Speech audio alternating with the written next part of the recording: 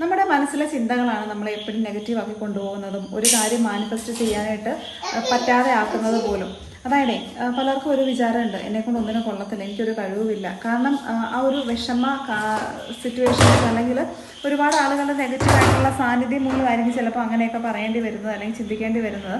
ഒരിക്കലും നമ്മളിൽ ഡിസ്കംഫേർട്ട് ആവരുത്. നമ്മൾ സ്വയം ഒരുപാട് സ്നേഹിക്കുക. കണ്ണാടി നോക്കിയിട്ട് നീ എത്ര ബ്യൂട്ടിഫുള്ളാണ്, നിനക്ക് എത്ര കഴിവുകളുണ്ട്, യു ആർ ടാലൻറ്റഡ്, ഈ ലോകത്തിലെ ഏറ്റവും ബ്യൂട്ടിഫുൾ ആയിട്ടുള്ള ആൾ ഞാൻ തന്നെയാണ്. നമ്മളെ സ്വയം അങ്ങ് പുകഴ്ത്തി ഒരുപാട് ക്വാളിറ്റീസ് ഉണ്ട്, ഒരുപാട് ക്വാളിറ്റീസ് പറഞ്ഞ് സ്വയം അങ്ങ് പറയുക.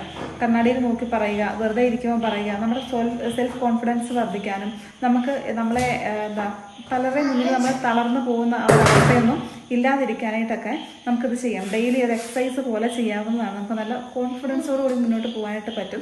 നമ്മൾ ആഗ്രഹിക്കുന്ന രീതിയിൽ നമ്മുടെ ലൈഫിനെ കൊണ്ടുപോകാനായിട്ട് നമ്മളിൽ കംഫർട്ടായിട്ടിരിക്കുക എന്നുള്ളതാണ് ഏറ്റവും വേണ്ടത്. സോ ഇത് ട്രൈ ചെയ്ത് നോക്കൂ കേട്ടോ.